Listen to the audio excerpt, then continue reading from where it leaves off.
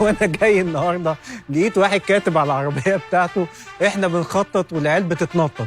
الكلام ده مش صح، لانه ده يمكن كان على ايام اهالينا، ايام ما كانوا اهالينا بيخططوا لنا واحنا كنا بنلعب، لكن في الزمن ده ولادنا هم اللي بيرسموا مستقبلنا.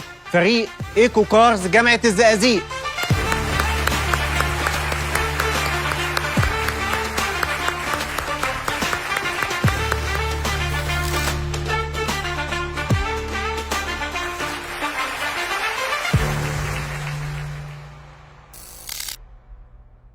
أنا علي عبد العزيز، 21 سنة، فريق ايكو كارز. النهارده احنا جايين علشان نعرض حاجة هتنقلنا للمستقبل. المستقبل كله متوجه ناحية السيارات الكهربائية. العربيات زمان كانت معقدة جدا وصناعتها اتطورت سنة بعد سنة، فاحنا بدأنا ان احنا نحاول نواكب التطور اللي بيحصل في صناعة السيارات علشان نقدر نتماشى مع العصور الجديدة ومع التطور اللي بيحصل في الصناعة عندنا. ده المفروض فيديو بيوضح قد ايه الموضوع معقد، ان احنا نبدا ان احنا نحول العربيه من هي تكون عربيه بنزين لان هي تتحول لعربيه كهرباء، وهي دي فكره المشروع بتاعنا.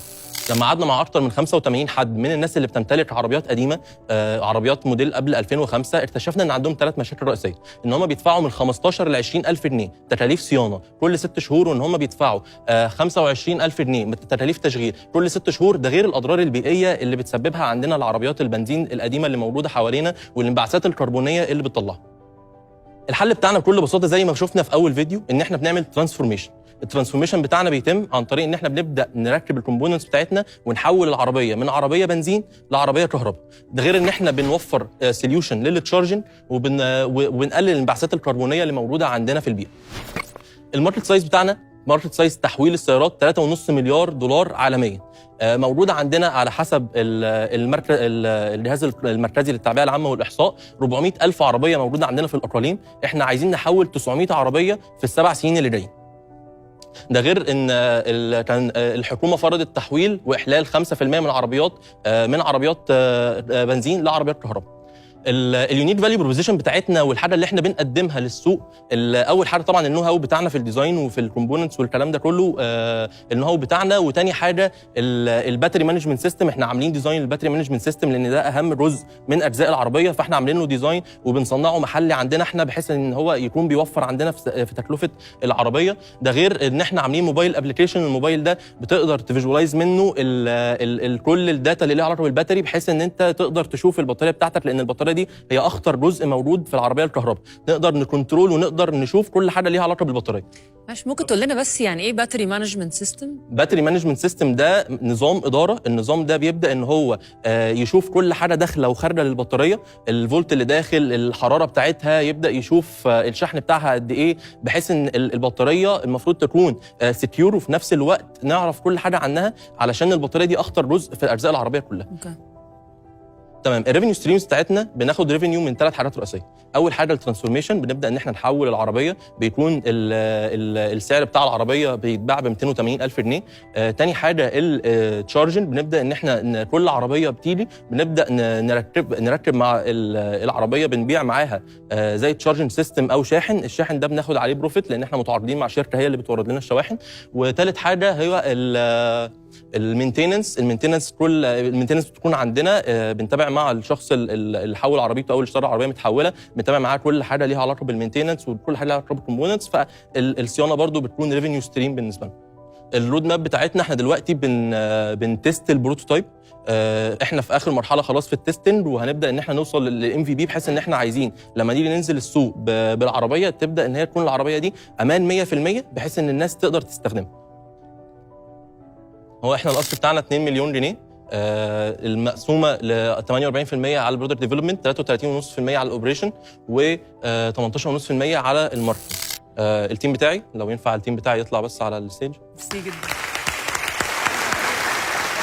معايا حسام احمد تكنيكال ليدر، وعمر حسن امبيدد سيستمز انجينير، واميره محمد بزنس ديفلوبمنت ولوجيستكس.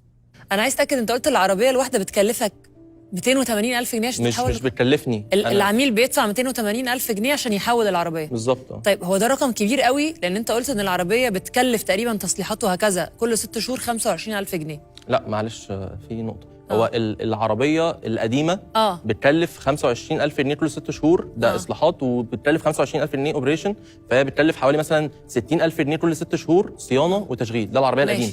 يعني في السنه 120000 جنيه لو ما حولتهاش كهرباء. بالظبط، صح. فانا لو بس هدفعهم على كل 6 شهور بدفع، فانت النهارده 280000 ده يعني البريك ايفن بتاعي لازم العربيه تقعد معايا تقريبا اكتر من سنتين. فالرقم عالي، رقم عالي، وانت محتاج ندفعه النهارده. الرننج كوست كمان اقل، لان هو بيشتغل كهرباء، هو بينما العربيات العاديه بتشتغل بنزين زائد المينتننس. فالمينتننس زائد البنزين ممكن يوفر جدا في غير ان احنا بنتفق مع سيرد بارتنر بحيث ان هو يبدا يقسط المبلغ على الناس، بحيث ان هو المبلغ مش هيكون بيدفع كل مره واحده. اللجنه اختلفت قوي في الموضوع ده، يعني شافوا ان الموضوع يستحق فعلا ان احنا ندفع فيه مبالغ عاليه، وناس ثانيه شافت لا ان هو مش محتاج فند وان هو ممكن اصلا ما يكملش. وانا الحقيقه شايف ان ال 280000 يعني شويه فيها اندر استيميشن يعني، وعشان كده انا عايز اسالك، هو البطاريه اللي انت هتركبها، البطاريه دي اولا انت مستوردها ولا لا؟ وسعرها قد ايه؟ والكاباسيتي بتاعتها شكلها ايه؟ تشارجنج تايم شكله ايه؟ الباور عامله ازاي؟ الرينج شكله ايه؟ تمام. هو البطاريه بتكون 14 كيلو وات اور. الرينج قد ايه؟ يعني الرينج العربيه الشاحن بتمشي في هاو ماني اورز؟ بتمشي 150 كيلو 150 في الشحنه الواحده. في الشحنه الواحده، وهي الساعه بتاعتها 14 كيلو وات اور، تمام، 200 امبير اور تقريبا. والبطاريه نفسها يعني اكيد مش احنا اللي بنصنعها، ده اكيد احنا بنشوف سبلاير بيجيب لنا البطاريات دي، تمام. والحاجه الوحيده اللي بتصنع عندنا محلي بتكون الباتري مانجمنت سيستم، وده اكتر شيء معقد اصلا، لان في ناس بره بالفعل في مصر بيحاولوا يصنعوه ولكن الكوست بتاعتها عاليه قوي. فاحنا بنعمل الحاجه دي لنفسنا لان دي اهم حاجه بالنسبه لنا، وهو ده العقل بتاع البطاريه كلها، وغير الابلكيشن والكلام ده كله. بالنسبه للموتور فما اظنش ان في تصنيع مواتير في مصر، يعني الموضوع لسه ما بداش ان هو ياخد مره في مصر. فاحنا المواتير احنا بنجيبها برضه من سبلاير، وبنركبها عندنا في السيستم. يبقى البطاريات والمواتير الاثنين بيكونوا من سبلايرز عندنا، احنا بنكون متفقين معاهم بيوردوا لنا الحاجات دي. الشواحن بتكون من سبلاير مصري. ايوه، يعني الشحن ده يعني سيستم صيني ولا اوروبي؟ وبياخد وقت قد ايه الشحن عشان اعمل فول تشارجنج يعني؟ تمام. الفول تشارجنج علشان بيبقى تكون شحن دي سي بياخد وقت 8 ساعات، ولكن البطاريه دي ممكن تاخدها وتشحنها في بيتك. فهو مثلا لو هي العربيه بتمشي 150 كيلو هو في اقاليم، لو الشخص استخدامه طبيعي فهي الشحنه بتاخد معاه 8 ساعات. لما بيشحنها بالليل مثلا وهو نايم او حاجه بيقدر يستخدمها تاني يوم عادي، وممكن 3 يوم كمان، ويشحنها كل يومين.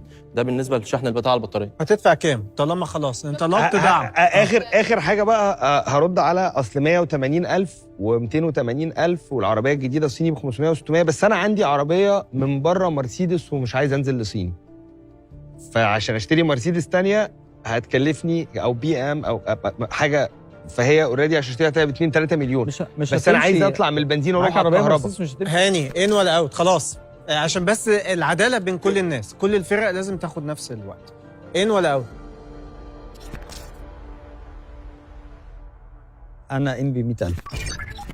شلبي 100,000. هاني ابتدى ينشفها بقى. هي هو معهوش اصلا، هي نشفت. هو واضح انه مش عايز هو يستلف 100000 ده يعني، ما هو ده خلاص. واضح انه مش عايز انا حافظ. انا عايزه يستلف عشان افاوضه على حاجه تانية. بس شلبي انا عجباني الفكره بصراحه، انها يعني فكره اوثنتيك شويه، ان انت عندك عربيه وعايز تحافظ عليها. فانا ان 300,000. قدير ممكن تعملوا موتوسيكلات ولا لا؟ هو عامه احنا شغالين في ترانسفورميشن. داخله تعمل لا مصلحه. يا جماعه استاذنكم عشان الوقت. ده هيفرق رد او لا؟ ممكن عادي. طيب عشان احنا في طلبات عندنا 40,000 طيار، فلو تعرف تعمل موتوسيكلات اكيد تعالوا نتكلم بعد أكيد. كده. موضوع التكنولوجيا ابسط يعني. شوف انا ان ب 400,000 نعوض بقى كده 800,000. سامح فانا ان ب 200,000 كده قفلنا وصلوا مليون يا فايد. قفلنا مليون. بعد المليون هيبقى شير من الصندوق معاكم. انتوا اوكي على كده ولا لا؟ تمام. اوكي. تمام. طيب انا عندي اعتراضات وتحفظات. 400,000 جنيه ماركتينج، لا انت بعيد قوي يعني قوي عن اي حاجه ممكن تقربك من اللي انت عايز تعمله، وال 900 عربيه في 5 سنين. فانا البيزنس موديل محتاج بصه ومحتاج شغل كتير. المشروع مهم عشان الاستدامه وعشان مصر محتاجه ده. انا هكمل لكم لحد 1.5 مليون، فنص مليون من عندي وربنا معاكم. مبروك مبروك. اتفضل. ألف مبروك فريق ايكو كار جامعة الزقازيق. 1,500,000 جنيه دعم من جين زي.